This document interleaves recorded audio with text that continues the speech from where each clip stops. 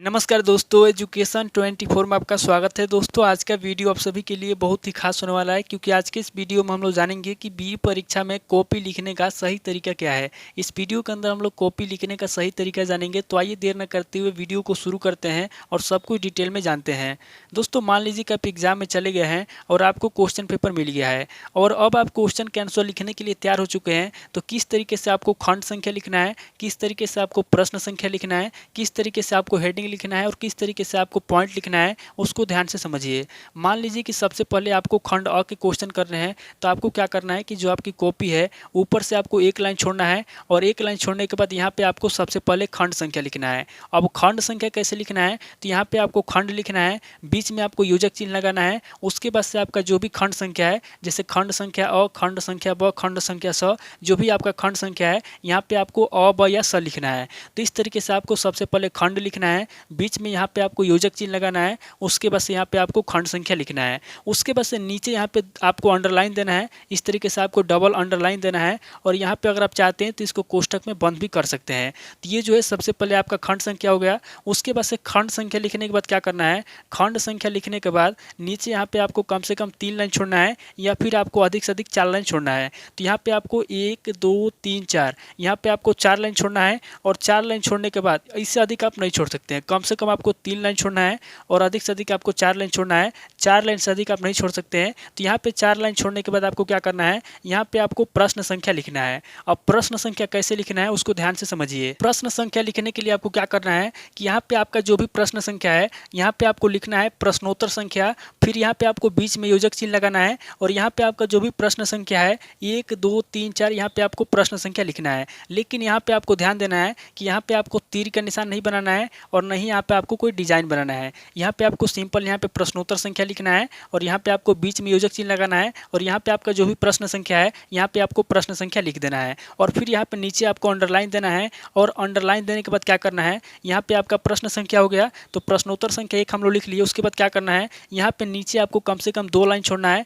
और अधिक से अधिक आपको 3 लाइन छोड़ना है। क्योंकि यहाँ पे इसलिए छोड़ना है क्योंकि अगर आप सटा करके लिखेंगे तो एग्जामियर को समझ में नहीं आएगा। इसलिए आपको क्या करना है कि यहाँ पे आपको कम से कम 2 लाइन छोड़ना है या फिर अधिक से अधिक आपको 3 लाइन छोड़ना है। और 3 लाइन छोड़ने के बाद क्या करना है, आपका जो भी प्रश्न संख्या है, प्रश्न के अंदर आपके क्वेश्चन में जो कुछ भी पूछा गया है यहाँ पे आपको उसका आंसर लिखना है। अब आंसर लिखने के लिए आपको हेडिंग लिखना पड़ता है, आपको पता है। तो हेडिंग कैसे लिखना है आपको, यहाँ पे आपको हेडिंग लिखने के लिए क्या करना है कि जो भी आपका प्रश्न है उसके अनुसार जो भी आपका पहला हेडिंग है यहाँ पे आपको पहला हेडिंग लिखना है। जैसे यहाँ पे लिखा गया है पहला हेडिंग पुनर्जागरण का अभिप्राय, तो इस तरीके से आपको पहला हेडिंग लिखना है। यहाँ पे नीचे आपको अंडरलाइन देना है और यहाँ पे सामने आपको चिन्ह लगाना है। ये किस चीज़ का चिन्ह है, तो इस चिन्ह को बोलते हैं हम लोग विवरण चिन्ह। तो आपको क्या करना है कि हेडिंग जब आप लिख रहे हैं तो हेडिंग के सामने आपको विवरण चिन्ह लगाना है। और अगर आप प्रश्न संख्या लिख रहे हैं या फिर खंड संख्या लिख रहे हैं तो खंड संख्या प्रश्न संख्या में आपको किस चीज़ का प्रयोग करना है, यहाँ पे आपको योजक चिन्ह का प्रयोग करना है। और अगर आप हेडिंग लिख रहे हैं तो हेडिंग में आपको विवरण चिन्ह का प्रयोग करना है। इस बात को आप याद रखिएगा। तो यहाँ पे हम लोगों ने सबसे पहले क्या किया, सबसे पहले यहाँ पे हम लोगों ने हेडिंग लिखा, फिर यहाँ पे हम लोगों ने विवरण चिन्ह लिखा। उसके बाद यहाँ पे हमारा जो भी आंसर है हम लोगों ने यहाँ पे आंसर लिखा। तो इस तरीके से आपको हेडिंग लिखना है और इस तरीके से आपको आंसर लिखना है। और ये आपका पहला हेडिंग हो गया। यहाँ से आप पहला हेडिंग लिख रहे हैं और यहाँ पे लिखते लिखते लिखते लिखते यहाँ पे आपका पहला हेडिंग हो गया। तो यहाँ पे जैसे ही आपका पहला हेडिंग खत्म होता है यहाँ पे आपको फुल स्टॉप लगाना है। उसके बाद आगे आपको क्या करना है, यानी कि इसको पूर्ण विराम बोलते हैं, तो यहाँ पे आपको पूर्ण विराम का चिन्ह लगाना है। उसके बाद आगे आपको क्या करना है, यहाँ पे आपका मेन हेडिंग है, क्योंकि ये मेन हेडिंग है ना, ये पहला हेडिंग है, क्वेश्चन का पहला हेडिंग है, तो इसलिए मेन हेडिंग हो गया। तो जो आपका मेन हेडिंग है, मेन हेडिंग लिखने के बाद क्या करना है, यहाँ पे नीचे आपको बीच में 1 लाइन छोड़ना है और 1 लाइन छोड़ने के बाद क्या करना है, यहाँ पे आपको दूसरा हेडिंग लिखना है। जैसे यहाँ पे आपका दूसरा हेडिंग लिखा गया है पुनर्जागरण के कारण, तो जैसे आप दूसरा हेडिंग लिखेंगे तो जैसे ही आपका मेन हेडिंग खत्म होता है और दूसरा मेन हेडिंग शुरू होता है तो पहले हेडिंग के खत्म होने पे और दूसरे हेडिंग के शुरू होने पे बीच में आपको कम से कम 1 लाइन छोड़ना है। जिस तरह यहाँ पे 1 लाइन छोड़ा गया आपको 1 लाइन छोड़ना है और 1 लाइन छोड़ने के बाद क्या करना है, यहाँ पे आपको लिखना शुरू करना है। अब ये तो हो गया हेडिंग। अब अगर हेडिंग के अंदर कोई पॉइंट आ जाता है तो उसको कैसे लिखना है, तो पॉइंट को लिखने के लिए क्या करना है कि अगर पॉइंट आपका सिंपल है तो आपको यहाँ पे अ ब स इस तरीके से करके लिखना है। जैसे यहाँ पे आप देख सकते हैं कि यहाँ पे कोई पॉइंट आ गया है तो यहाँ पे पॉइंट नंबर लिखा गया है। उसी तरीके से आगे आप देखेंगे तो यहाँ पे पॉइंट नंबर ब लिखा गया है। यहाँ पे देखिए यहाँ पे पॉइंट नंबर ब लिखा गया है। उसी तरीके से नीचे देखेंगे तो यहाँ पे पॉइंट स लिखा गया है। फिर यहाँ पे 3 पॉइंट हो गया ब स, तो 3 पॉइंट खत्म हो गया। तो ये जो है मेन पॉइंट नहीं है, ये आपका मेन पॉइंट नहीं है। तो इसलिए क्या करेंगे, जब यहाँ पे आप अगला पॉइंट लिखेंगे यानी कि अगला हेडिंग लिखेंगे तो इसके बीच में आप कोई भी लाइन नहीं छोड़ेंगे। लाइन वहाँ पे छोड़ना है जहाँ पे आपका मेन हेडिंग है।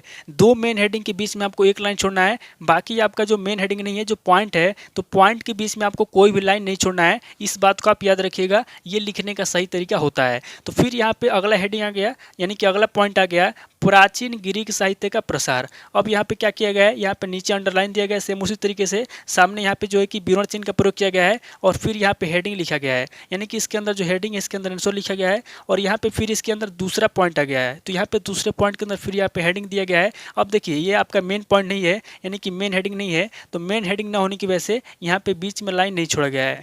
तो इस तरीके से आपका दूसरा पॉइंट हो गया।